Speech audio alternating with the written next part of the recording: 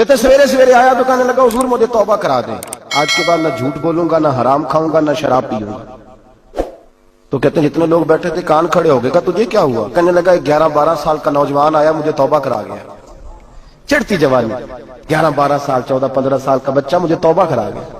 تو کہتے ہیں ہم محب حیرت ہوئے کہ اتنا سا بچہ؟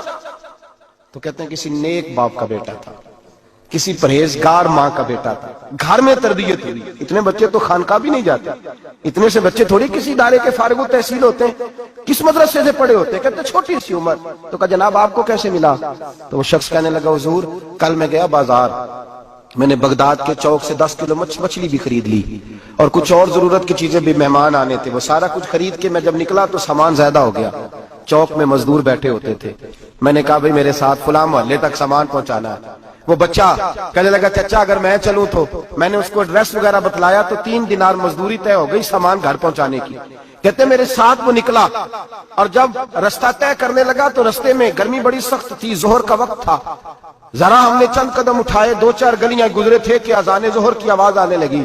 تو کہتے ہیں بڑی منت کے انداز میں، بڑی گزارش کے انداز میں میری طرف دیکھا، عمر چھوٹی سی ہے، کہنے لگا چچا اگر اجازت مل جائے تو میں ظہر کی نماز پڑھ لوں۔ کہتے ہیں میں ایک جگہ پھٹے پہ بیٹھ گیا اور گپے کرنے لگا، سامان وہاں رکھا، میں نے کہا پڑھ لے نماز۔ کہتے ہیں بچہ نماز پڑھنے چلا گیا، باقی لوگ دیر سے آئے، وہ نماز پڑھ کے جلدی آ گیا۔ میں نے کہا بیٹے تو جلدی آ گیا ہے؟ کہنے لگا اس لیے جلدی آیا ہوں کہ آپ یہ نہ سمجھے یہ کام چور ہے، میں نے نفل چھوڑ دیے ہیں، فارغ ہو کے پڑھ لوں گا۔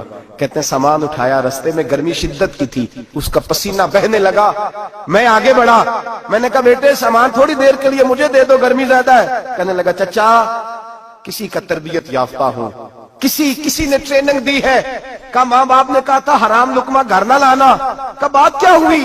کہنے لگے میں آپ کو نہیں دے سکتا، اس لیے کہ 3 دینار مزدوری گھر پہنچانے کی طے کی ہے، اگر آپ اٹھائیں گے تو پھر میں پیسے پورے نہیں لوں گا۔ دامان نے توکل کی یہ خوبی ہے کہ اس پر پابند لگے ہوتے پر دھبے نہیں ہوتے، میں پھر مزدوری پوری نہیں لوں گا، پیسے کم لوں گا۔ کہتے ہیں میں محو حیرت ہو گیا، اس جوان کی بات نے میرے سارے وجود تھر تھر کما ڈالا کہ اس دور میں اس قسم کے لوگ۔ کہتے ہیں گھر لے گیا اس کو، میں سامان رکھا، میں نے کہا تم یہاں ٹھہرو میں 3 دینار مزدوری لاتا ہوں۔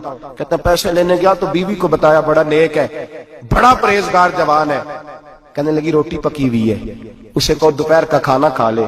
کہتے ہیں میں باہر گیا، 3 دینار تھمائے، میں نے کہا بیٹے ایک بات مانو گے؟ تو کہتے ہیں 3 دینار دے کے کہنے لگا اب تو آپ مالک ہو گئے، میں نے نمک کھا لیا ہے، اب تو ہر بات مانوں گا، اصلہ نال جے نیکی کریے نسلہ تاک نہیں بھول دے، میں اب ہر بات مانوں گا۔ تو میں نے کہا دوپہر کا کھانا کھا لو۔ کہتے ہیں اس کی گردن جھک گئی اور بڑے دھیمے لہجے میں کہنے لگا میں نہیں کھا سکتا، میں نے روزہ رکھا ہوا ہے، روزہ رکھا ہوا ہے، نفلی روزہ رکھا ہوا ہے۔ کہتے میں اور پریشان ہوا، میں نے فوری طور پہ سوال کیا کہ اب تو کدھر جائے گا؟ تو کہنے لگا اب میں کہیں نہیں جاؤں گا، میرے 1 دن کا خرچہ میرے ماں باپ نے جو ڈیوٹی لگائی ہے وہ 3 دینار ہے، پورا ہو گیا ہے، اب میں باقی جو وقت بچے گا یا قرآن پاک کی تلاوت کروں گا یا محمد عربی پہ درود و سلام پڑھوں گا، میں اب کوئی اور کام نہیں کروں گا۔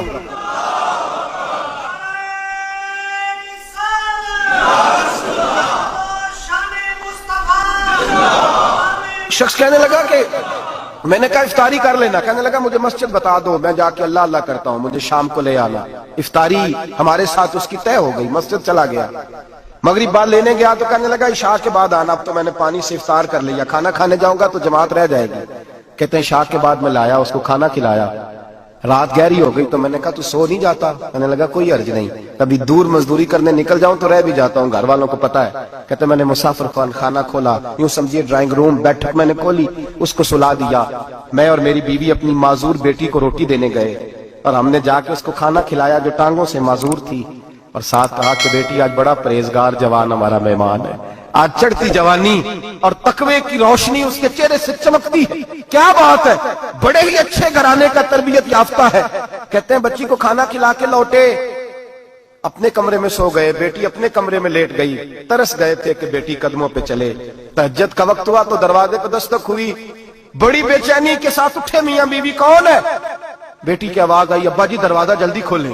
کہتے ہیں کلیجے پھٹنے لگے، ذہن بکھرنے لگے، سوچے ہیں کہ وہ 2-1 منٹ ہمارے اوپر پہاڑ بننے لگے، دروازہ کھولا تو وہ بیٹی جس کے لیے ترس گئے تھے کبھی چلے گی، وہ اپنی ٹانگوں پہ کھڑی ہے، कभी दौड़ के उधर जाती, कभी दौड़ के इधर आती।